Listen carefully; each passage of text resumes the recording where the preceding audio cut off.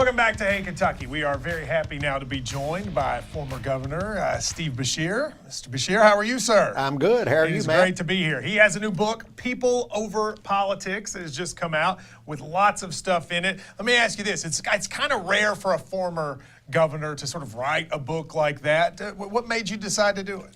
Well, because the lesson in this book is something that's so timely right now, Matt.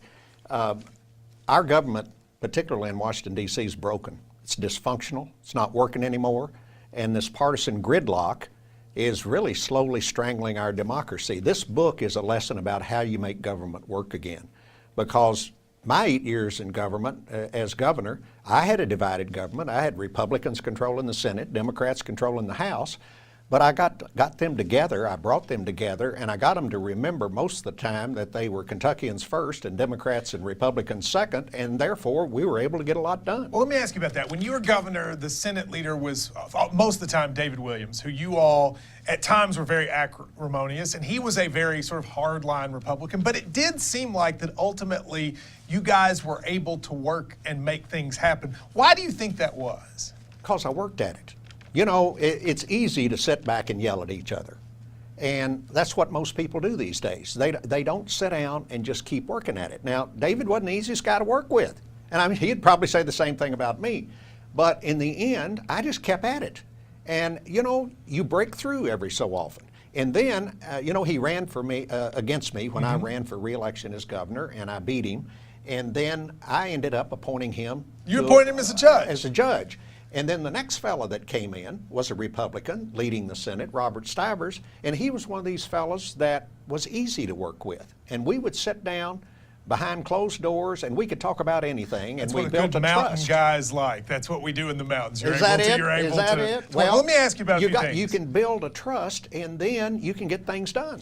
Now, you, in the book, there's a lot of interesting sort of stories, but there were a couple things that stuck out to me, and one of them was, you said, and I think this is an interesting question, but I want to ask you about it, that Kentucky voters, you think, have been played for suckers by, quote, modern-day Pharisees who wrap themselves in the shroud of faith.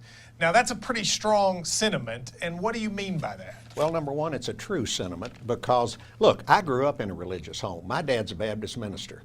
Every time the church doors opened, we were there. So my religion's important to me, and it's personal to me.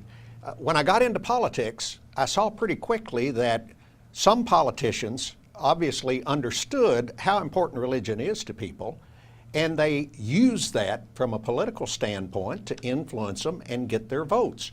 And then they go off, and the way they act and the way they govern, it's sort of like I said in the book. They talk like the prophets, but they govern like Pontius Pilate.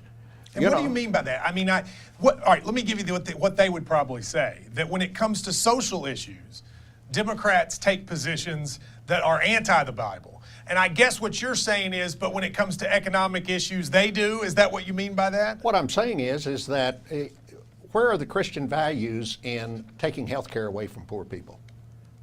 Where are the Christian values in pulling money out of K through 12 education when that's the biggest investment we ought to be making?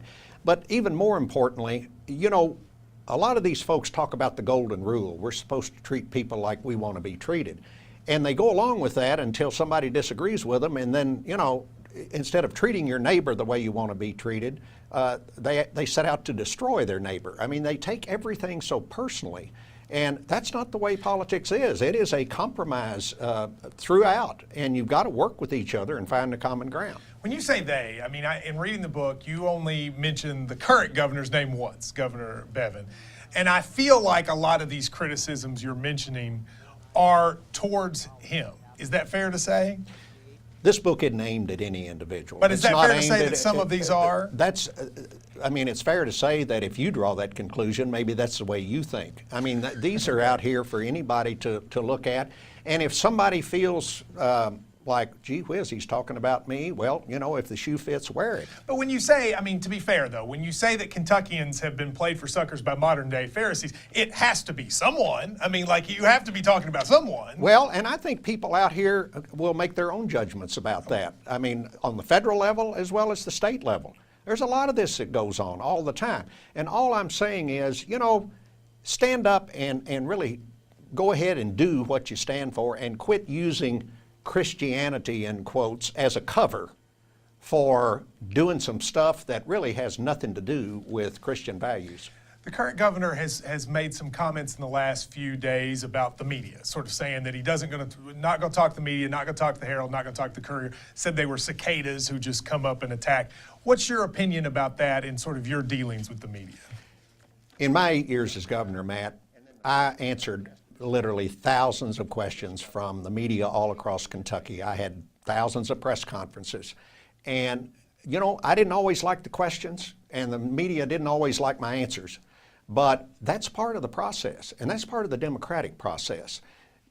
Politicians love it when they're not held accountable, so that they get to say whatever they want to and nobody ever questions it. But that's what the media is for, in large part, is to hold us accountable and to make sure that the whole story gets told, to make sure that every side of a particular issue is aired.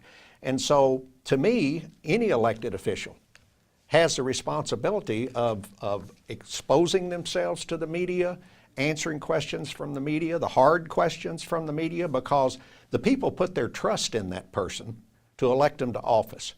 And so that person owes those people the responsibility of being open, above board, and answering the hard questions. That was just a portion of my talk with the former governor. We'll bring you part 2, in which he has some strong words for the current governor, coming up on Tuesday.